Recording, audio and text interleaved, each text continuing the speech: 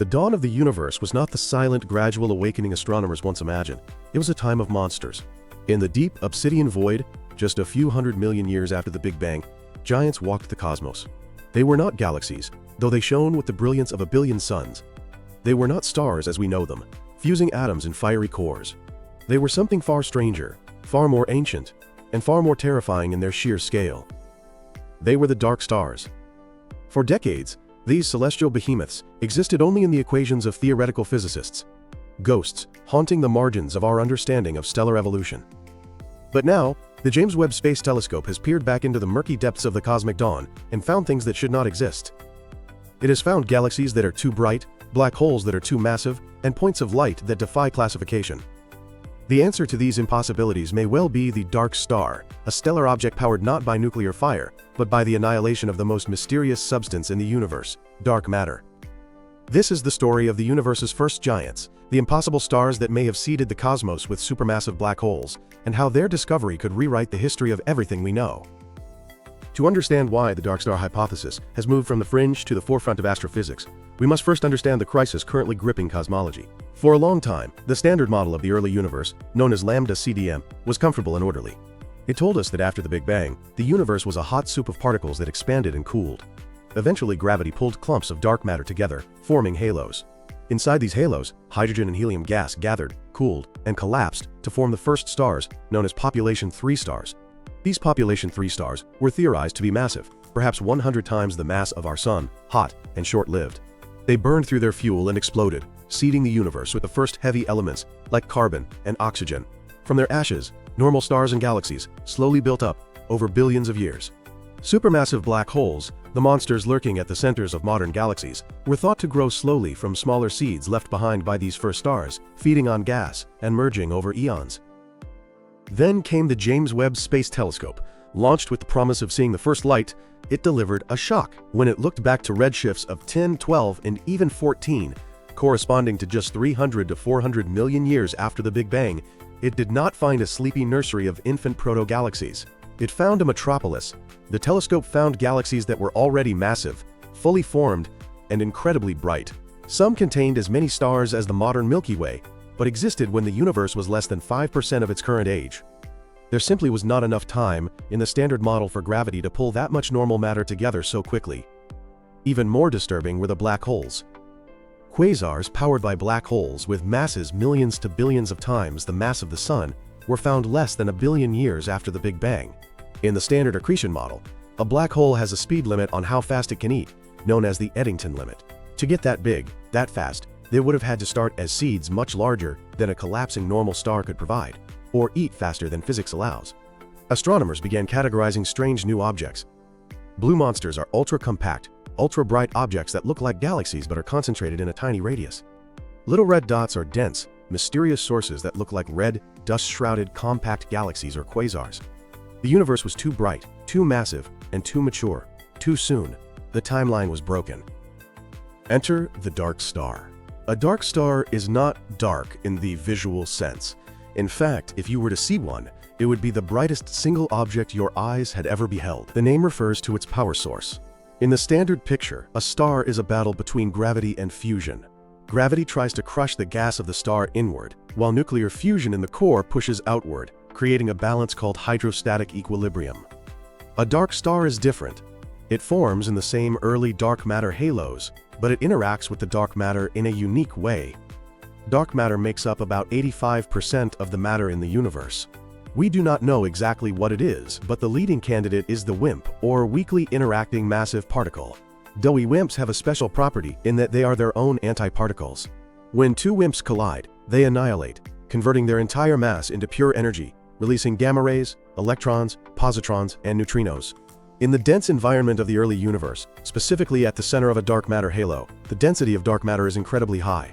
As the first clouds of hydrogen and helium gas collapse into this center to form a star, they pass through this dense fog of dark matter.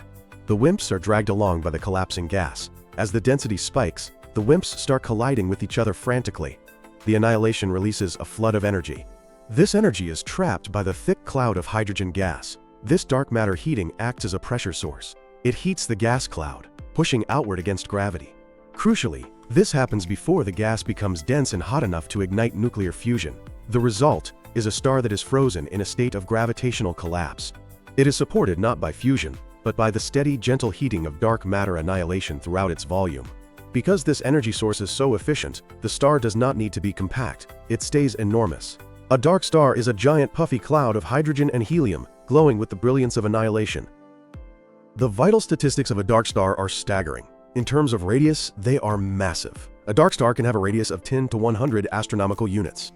For comparison, the distance from Earth to the Sun is 1 astronomical unit. If you placed a dark star in our solar system, it would swallow everything out to the orbit of Pluto and beyond. In terms of mass, because they do not get hot enough to blow away their outer layers like normal massive stars do, they can keep accreting gas indefinitely. They can grow to 1 million solar masses or more. Surprisingly, they are relatively cool. The surface temperature is only about 10,000 Kelvin, similar to a standard A-type star like Vega or Sirius, or slightly hotter than the Sun. However, their luminosity is unfathomable. A supermassive dark star can be 1 billion to 10 billion times more luminous than the Sun. A single dark star can outshine an entire galaxy of normal stars. The dark star hypothesis was proposed in 2007 by Catherine Fries, Douglas Spoliar, and Paolo Gondolo.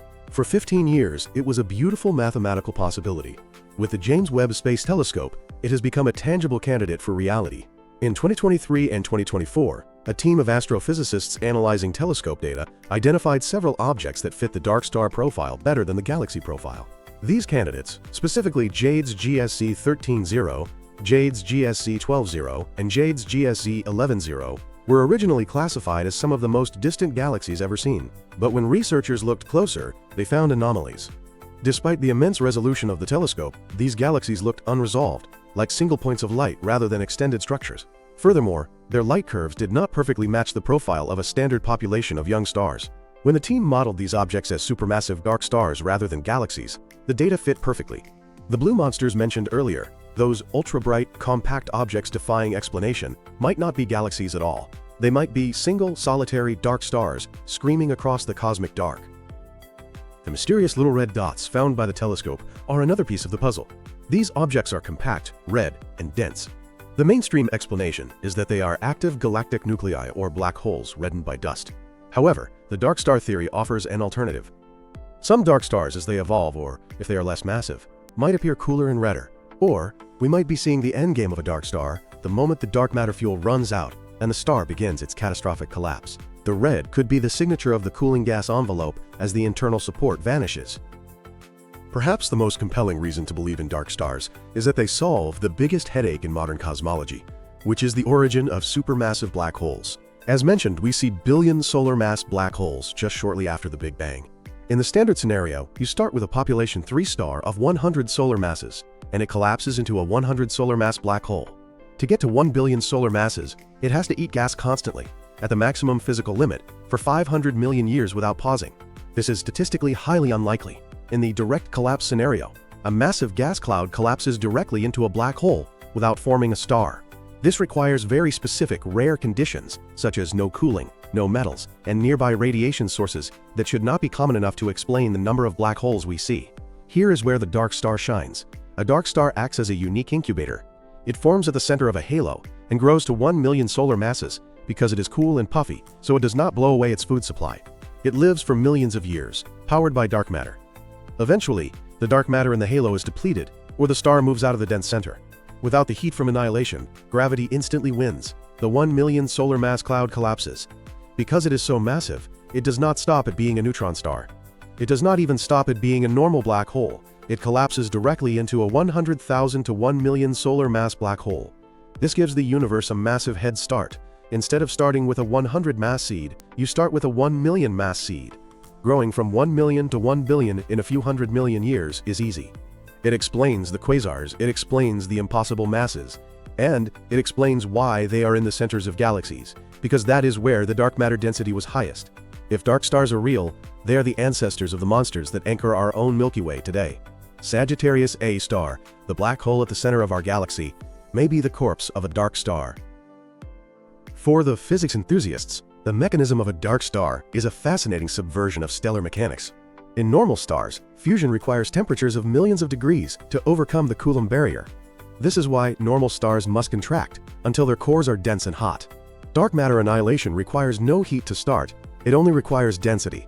The rate of energy production per unit volume scales with the square of the dark matter density and the annihilation cross-section. Even though dark matter is only a tiny fraction of the mass of the star, with the rest being hydrogen, the energy released by matter-antimatter annihilation is equal to mass times the speed of light squared. This is roughly 1,000 times more efficient than nuclear fusion. Because this heat is generated throughout the star and is trapped by the opacity of the hydrogen gas, the star establishes hydrostatic equilibrium at a much larger radius. The surface temperature is determined by the Stefan-Boltzmann law. Since the luminosity is high and the radius is enormous, the temperature settles at a modest 10,000 Kelvin. This low temperature is crucial. Normal supermassive stars, if they formed via fusion, would be so hot that they would produce intense UV radiation. This radiation would ionize the surrounding gas and blow it away, starving the star and stopping its growth. Dark stars are too cool to produce this feedback. They are gentle giants, allowing gas to keep falling onto them, feeding them until they become titanic. How do we prove they are real? We have candidates, but candidates are not confirmation. The astronomical community is currently engaged in a high-stakes hunt for the smoking gun. The most promising signature is a specific spectral line known as helium-2 lambda 1640.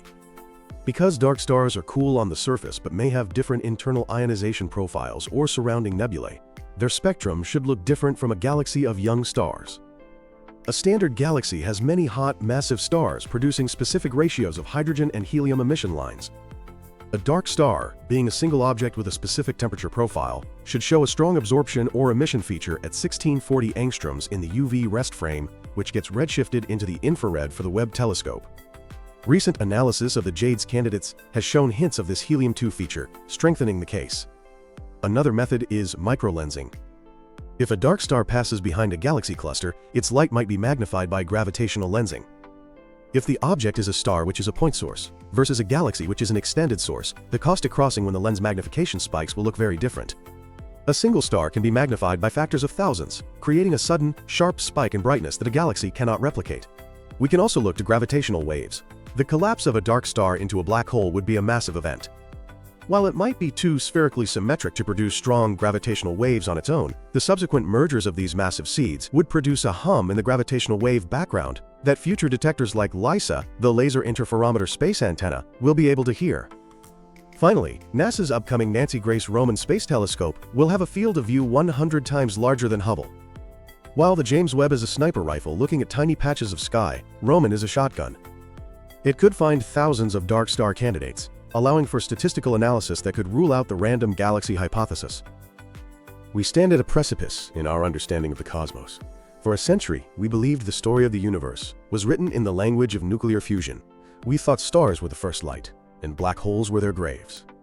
But the universe is stranger than our stories. The dark star hypothesis suggests that the first chapter of cosmic history was written not by light, but by the darkness itself. It suggests that the mysterious substance that holds our galaxy together, dark matter, was once the fuel that illuminated the void. If dark stars are confirmed, they solve the impossible puzzles of the early universe. They explain the monsters at the dawn of time.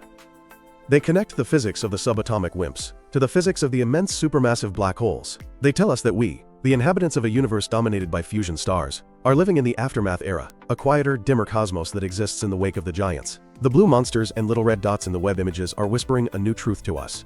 The dark is not empty, it is alive with fire.